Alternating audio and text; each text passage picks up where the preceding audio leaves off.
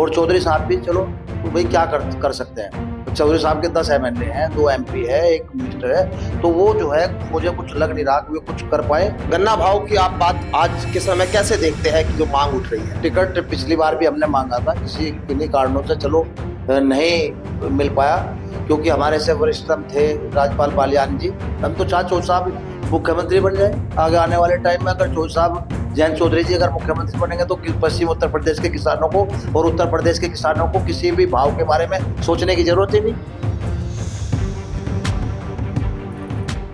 नमस्कार, स्वागत है आपका न्यूज 80 पर। मैं हूं आपके साथ राहुल राणा। 2027 का विधानसभा चुनाव अभी काफी दूर है, कहे कि करीब 2 साल का वक्त, लेकिन अभी से पश्चिमी उत्तर प्रदेश में चुनाव की सुसुबहाट सुनाई देने लगी है। पार्टी के जो टिकटार्थी है वो अभी से पार्टी के राजनीतिक कार्यक्रमों में अपनी सहभागिता निभाने लगे। आज 21 साल बाद चौधरी चरण सिंह की प्रतिमा का अनावरण हुआ, लेकिन आज हमने कई ऐसी तस्वीरें देखी जो इस कार्यक्रम में ऐसा लगा कि यहाँ पर राजनीतिक तौर पर अपनी दावेदारी मजबूत की जा रही हो। मेरे साथ है बातचीत करने के लिए विनोद मलिक साहब, जो राष्ट्रीय लोकदल के नेता है, और आज चौधरी चरण सिंह के प्रतिमा कार्यक्रम के दौरान आज उनकी जो सहभागिता दिखाई दी, मुझे कहीं ऐसा दिखाई दिया कि आज दावेदारी आप लोगों की मजबूत दिखाई दी। क्या कहेंगे कि ये अब चुनाव का आगाज अभी से आप लोगों ने कर दिया क्या?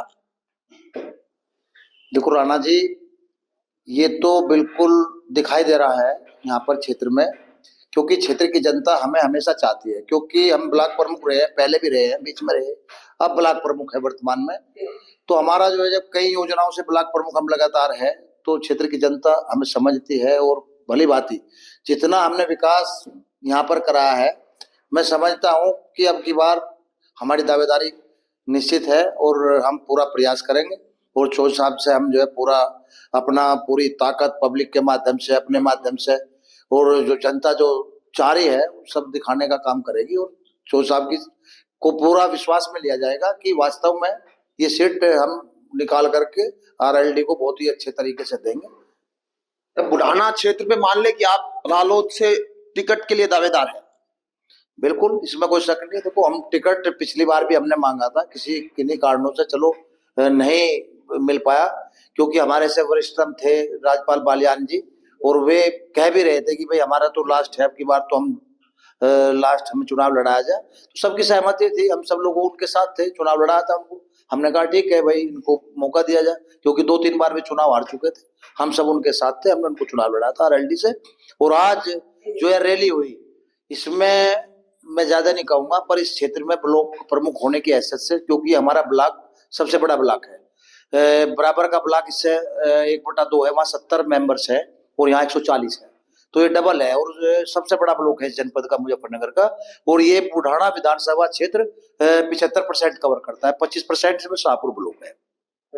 तो मैं एक गांव में करीब 10-10 सड़कें बनवा चुका हूं, और मैं माइक के माध्यम से कह रहा हूं, चैनल के माध्यम से कह रहा हूं, कोई भी क्षेत्र की जनता मेरे से असंतुष्ट नहीं, मेरे विकास कार्यों से असंतुष्ट नहीं। और मेरी जो कार्यशैली है क्षेत्र की जनता के लिए हर टाइम 24 घंटे, कहीं कोई थाने का मैटर हो, तहसील का मैटर हो, कोई किसी का अगर गलत उत्पीड़न हो, तो मैं उसमें काम करता हूं। और अपनी पार्टी की जो नीतियां है उसको आगे बढ़ाने का काम करता हूं। जो चौधरी चरण सिंह जी की विचारधारा है, जो आज चली आ रही है, चौधरी अजीत सिंह जी के माध्यम से आज जैन जी उसको आगे बढ़ाने का काम कर रहे हैं, हम उस विचारधारा में बंधे हुए हैं। और निर्णय जो टिकट का होगा वो चौधरी जैन सिंह का होगा, और जैसे हमारे राष्ट्रीय अध्यक्ष जो टिकट जो तय करेंगे वो दावेदार वो चुनाव लड़ेंगे, और उनके साथ हम सब लोग रहेंगे। चलिए, बुढ़ाना से आपने दावेदारी ठोक दी। अब मैं सवाल थोड़ा सा, जब आप लोग पहली बार जब टिकट मांग रहे थे, राज्यपाल बालियान जब विधायक बने उसी समय में 2022 में, उस समय आपका गठबंधन था समाजवादी पार्टी के साथ में, अब है आप आज भाजपा के साथ में। क्या जनता का आपको क्या मूड दिखाई दे रहा है? कुछ बदलाव तो हुआ होगा? देखो, जो बदलाव हुआ जिसके लिए हुआ होगा, हमारे लिए यहाँ कोई बदलाव नहीं। हमारी जो है 36 जाति का मुझे समर्थन मिलता है। और कुछ लोग कह रहे थे अल्पसंख्यक भाइयों के लिए, अल्पसंख्यक भाई जो है मुझे बहुत लाइक करते हैं इस क्षेत्र में। आप आज मीटिंग करा लो, मैं अकेले अगर मैं कहूँ कि अल्पसंख्यकों की मीटिंग मेरे से बुलवाई जा, तो कभी मुझे पूरा सपोर्ट करते हैं, पूरी सहमति 100% करीब करीब।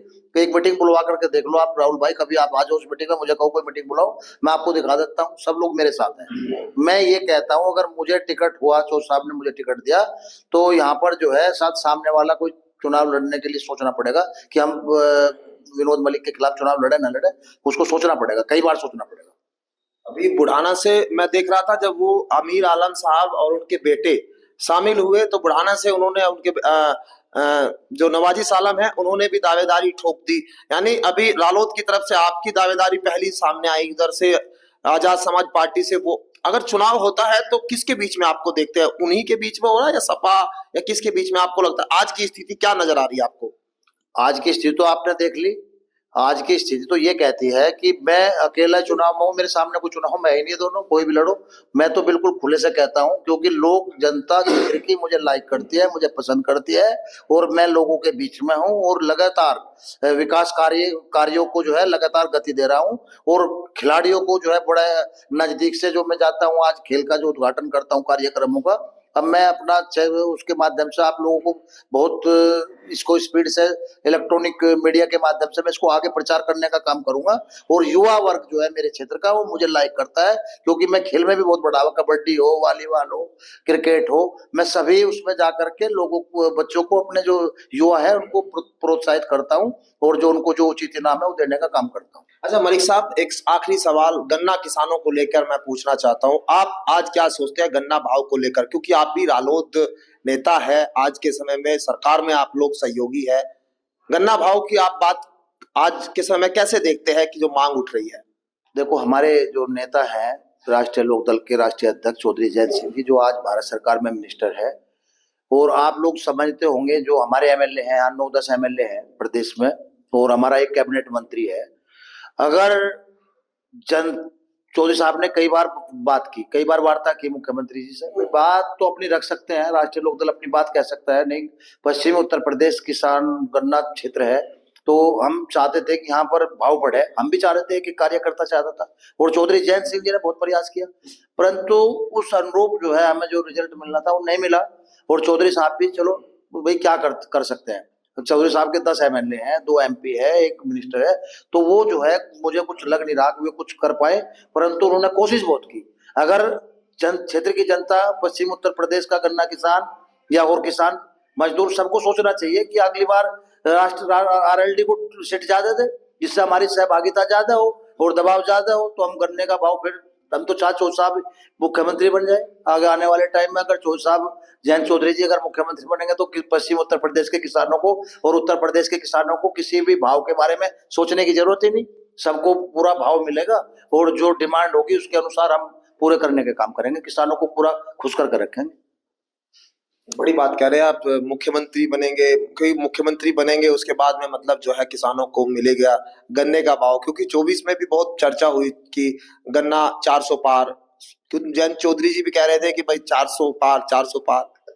नहीं, पर कर क्या सकते हैं बताओ आप, मतलब हम सरकार में आ गए और हम उस स्थिति में नहीं कि हम सरकार पे अपनी मांग को बनवा लें, हम सरकार के हिस्सा है, सरकार में हैं, कोशिश कर रहे हैं, पर सरकार अगर नहीं, कोई बात नहीं मान रही, तो देखो हम अपनी बात ही रख सकते हैं। किसानों का प्रतिनिधित्व चौधरी जयंत सिंह जी कर रहे हैं, वो अपनी बात लगातार माननीय मुख्यमंत्री जो प्रधानमंत्री के समक्ष रख रहे हैं, वो मानना ना मानना इन लोगों का काम है, हमारा काम है अपनी बात को रखना और किसानों की तरफदारी, उसका दावा जो है मजबूती से करना, ये हमारे राष्ट्रीय अध्यक्ष चौधरी जयंत सिंह जी का काम है, वो कर रहे हैं, बाखूबी निभा रहे हैं। चलिए, शुक्रिया बातचीत करने के लिए। और विनोद मलिक साहब कह रहे हैं साफ तौर पर कि आने वाले दिनों में अगर उनको मौका मिलता है तो वो क्षेत्र के किसानों के लिए, आम आदमी के लिए काम करेंगे, लेकिन गन्ना भाव पर कहीं ना कहीं मजबूरी उनको भी दिखाई दे रही है। मेरे सहयोगी गौरव चौटाला के साथ राहुल राणा, न्यूज 18 मुजफ्फरनगर।